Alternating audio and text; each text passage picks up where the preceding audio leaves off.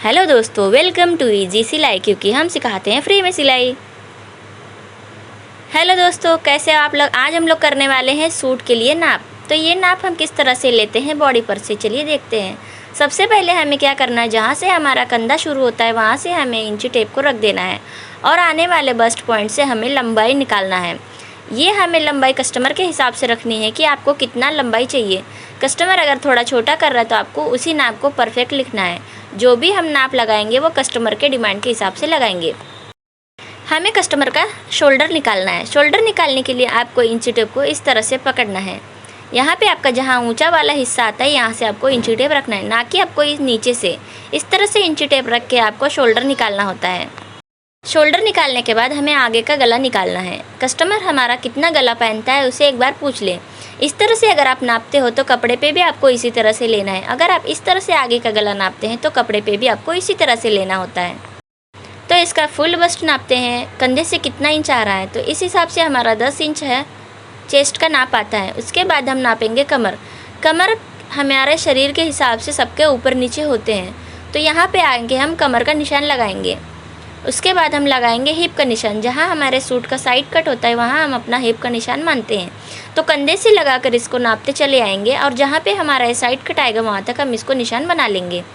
तो ये सारे नाप हम अपने कॉपी में लिख लेंगे जितने भी आ रहे हैं, और सब नाप हमें रेडी नाप लिखने हैं। इसके बाद आप कस्टमर का अपर चेस्ट निकाल सकते हो। कस्टमर को थोड़ा सा हाथ ऊपर करने के लिए कहिए और इस तरह से आपको इंची टेप रख के कस्टमर का अपर चेस्ट निकालना है। ये हमारे हाथों के नीचे से होता है। उसके बाद हम चेस्ट का निशान लगाएंगे। जितना भी हमारा चेस्ट आता है, जहाँ पर हमारे चेस्ट का सबसे ऊंचा हिस्सा होता है वो हम चेस्ट निकालते हैं। उसके बाद हमारा चेस्ट का बिल्कुल नीचे का हिस्सा हम कमर लगाते हैं और उसके बाद हम सबसे लास्ट में हिप लेते हैं। ये सारे नाप हमको रेडी जितना भी लेना है वही लिखेंगे। अब हमें निकालना है कस्टमर के बाजू की लंबाई। तो उसके लिए आप एक बार कस्टमर से पूछ लीजिए कि उनको कितनी लंबाई चाहिए। कस्टमर 8 इंच, 9 इंच और चाहे 16 इंच या फुल 20 इंच तक के स्लीव्स पहन सकता है। इंच की लंबाई लेते हुए हमें 8 इंच की ही गोलाई लगानी है। यहीं से हम बाजू की गोलाई लेते हैं।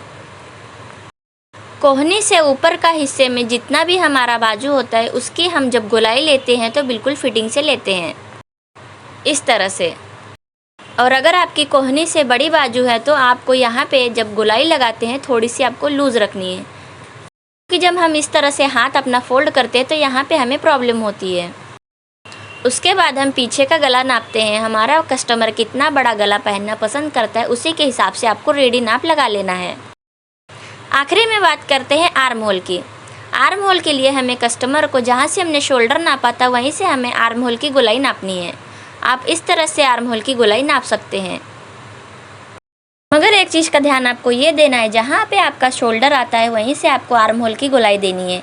ये गोलाई ना ज़्यादा टाइट होना चाहिए, ना ज़्यादा लूज होना चाहिए। ज़्यादा टाइट होगा तो कस्टमर के लिए ज़्यादा टाइट हो जाएगा, लूज़ होगा तो कस्टमर को लूज़ हो जाएगा।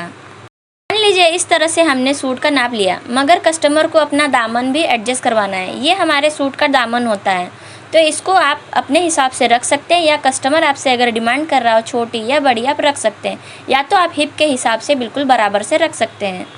तो इस तरह से हम सूट के लिए नाप लगा लेंगे और इसके बाद जो हम कटिंग की वीडियो है वो अगले पार्ट में करेंगे। जब तक के लिए बाय।